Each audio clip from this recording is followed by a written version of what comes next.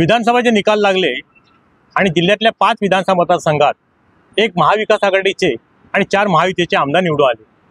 दक्षिण रत्नागिरीचा विचार करता 3 विधानसभा मतदारसंघ हा दक्षिण रत्नागिरीमध्ये विभागला गेला आहे।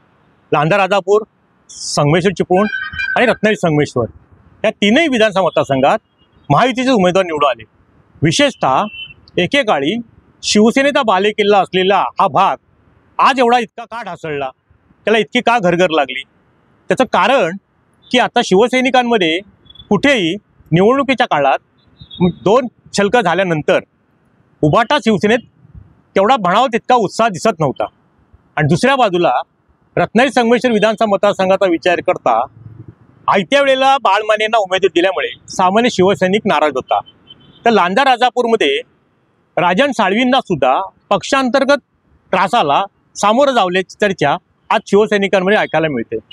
मुळात लांजा राजापूर हा शिवसेनेचा बालेकिल्लाच होता। अशा वेळेला मागच्या विधानसभेला अविनाश लाड हे काँग्रेसचे उमेदवार होते आणि जवळजवळ 11,000च्या फरकाने ते पराभूत झाले। पण त्यानंतर सुद्धा या मतदारसंघात शिवसेना म्हणावी तितक्या प्रमाणात उभी राहिली नाही।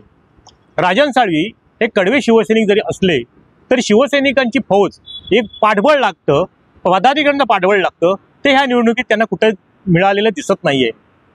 कारण काही बड्या पदाधिकाऱ्यांच्यात आणि त्यांच्यात असलेला दुरावा असेल किंवा रत्नागिरी संगमेश्वरचा विचार केला तर आयत्या वेळेला भाजपकडनं आलेले माजी आमदार बाळमाने यांना मातोश्रीवर नेण्यात आणि मातोश्रीवरती बाळमाने हे उमेदवारी ठरवण्यात काही नेत्यांनी जी घोडचूक केली ती या मतदारसंघाला भोवली असं सामान्य शिवसैनिकांना आता वाटू लागलंय।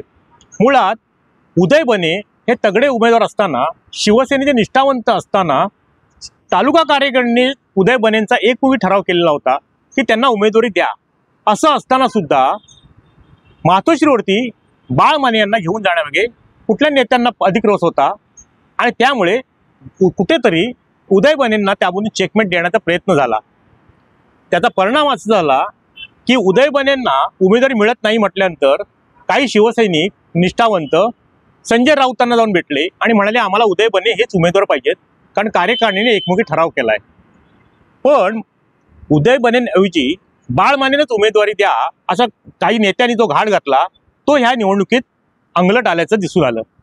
मुळात शिवसेनेमध्ये असताना उदय सामंत यांनी शिवसैनिकांची जे वागणूक दिली होती किंवा शिवसैनिकांबरोबर सलोख्याचे संबंध निर्माण केले होते ते कुठेतरी आता ह्या ठिकाणी त्यांच्या निवडणुकीत उपयोगी पडल्याचं दिसतंय। कारण उभाटाचे जे काही बालेकिल्ले होते किंवा उभाटाचा जनाधार ज्या काही भागात होता तिथे सुद्धा उदय सामंतांना सुद्धा महायुतीचे उमेदवार असूनही चांगला जनाधार किंवा चांगली मतं त्या भागात पडलेली दिसत आहेत।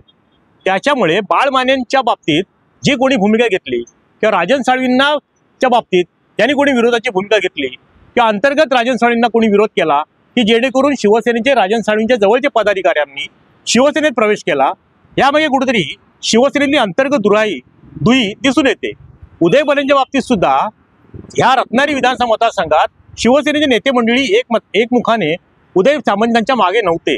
कारण ज्या वेळेला मातोश्रीवरती चर्चा झाली त्यावेळेला उदय बनेंच्या विरोधातला एक गट कायम सक्रिय राहिला आणि तो आजही सक्रिय आहे। त्यामुळे उदय बनेंना जरी उमेदवारी मिळाली असती तरी निकाल हा फारसं काही बदल झाला नसता।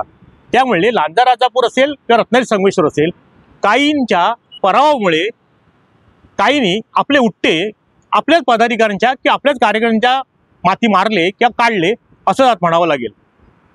टाइम्स डिजिटल करता किशोर मोरे, रत्नागिरी। टाइम्स डिजिटलला लाईक करा, सबस्क्राईब करा, शेअर करा आणि बेल आयकॉन दाबायला विसरू नका। पाहत रहा टाइम्स डिजिटल।